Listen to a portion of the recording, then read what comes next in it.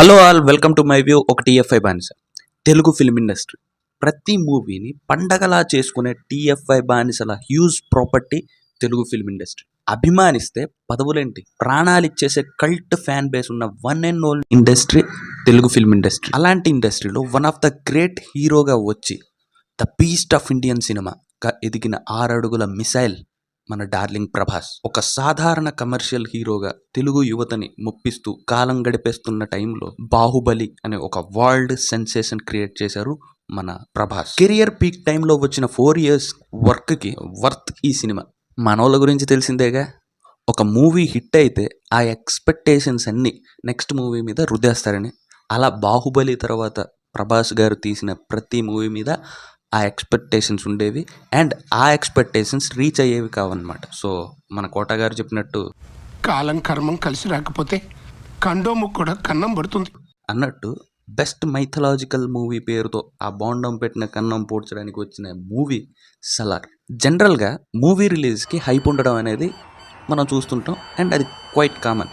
కానీ రిలీజ్కి కూడా అదే హైప్ క్యారీ చేసిందంటే ఆ మూవీ ఏ రేంజ్లో జనాలకు వెళ్ళింది అనేది మీ ఇమాజినేషన్కి వదిలేస్తున్నా. సో సలార్ రిలీజ్కి ఉన్న హైప్, ఇప్పటి రిలీజ్కి ఉన్న క్రేజ్ గురించి మాట్లాడే ముందు మా రివ్యూస్ అండ్ ప్రెడిక్షన్స్ మీకు నచ్చితే please like, comment and share the video. మా ఛానల్ సబ్స్క్రైబ్ చేయండి అండ్ గంట important. So let's get in to the video.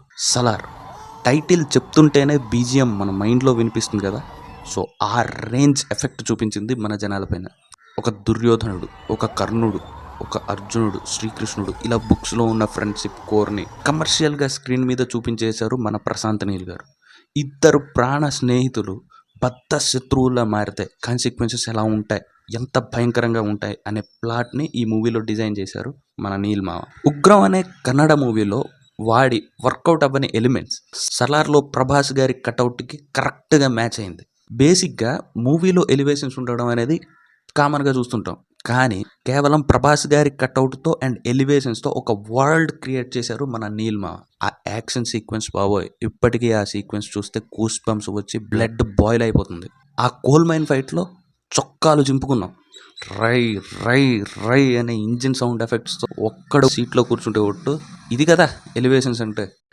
మూవీలో దేవా చెప్పిన డైలాగ్స్ అన్నీ కలిపి 2 minutes కూడా ఉండవు, కానీ 2 hours కేవలం దేవాని చూస్తూ పిచ్చెక్కిపోయారు జనాలు.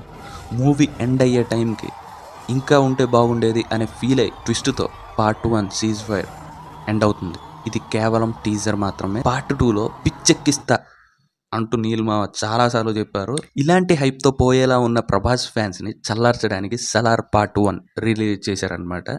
ఓటీటీలో కొన్ని 100 సార్లు చూసిన ఎలివేషన్స్ని మళ్ళీ చూడడానికి వచ్చిన జనాలతో థియేటర్స్ నిండిపోయాయి. మార్కెట్లో ఆయన క్రేజ్ చూస్తే మెంటల్ వచ్చేస్తుంది.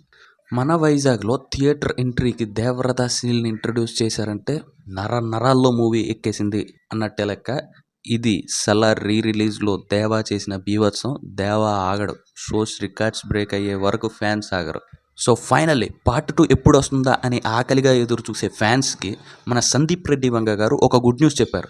ఏ wild cop character oriented Spirit movie Spirit work అయితే కంప్లీట్ అయింది అండ్ ఉగాది నుండి షూటింగ్ అయితే స్టార్ట్ చేసే అవకాశం ఉంది అని ఇన్సైడ్ టాక్. సో ఈ రెండు వచ్చే గ్యాప్లో రాజాసాబ్తో సాటిస్ఫై అవ్వాల్సిందే. That's it for today. రిలీజ్కి వెళ్ళిన మన సబ్స్క్రైబర్స్ అందరూ ఎలా ఫీల్ అయ్యారో కమెంట్ చేయండి. మన వీడియోస్ మీకు నచ్చితే please like and share them. అలాగే మన ఛానల్ని సబ్స్క్రైబ్ చేసుకుని గంట కూడా కొట్టండి. జస్ట్ 15% మంది మాత్రమే సబ్స్క్రైబ్ చేసిన వాళ్ళు మాత్రమే చూస్తున్నారు. 85% మంది చూసి వెళ్ళిపోతున్నారు కానీ సబ్స్క్రైబ్ చేయట్లేదు. So please do subscribe. మనం మళ్ళీ ఇంకో వీడియోలో కలుద్దాం. Until then signing off your TFI బానిస. ఇక్కడ పీకు ఇండియా కినపడేటట్టు పీకో బాగుండదు. ఏకమైనప్పుడు పీకో కాదు కాదు మా మాట నువ్వు నిజంగా భారతీయ పీకో. ఏకమైన పీకో. Okay okay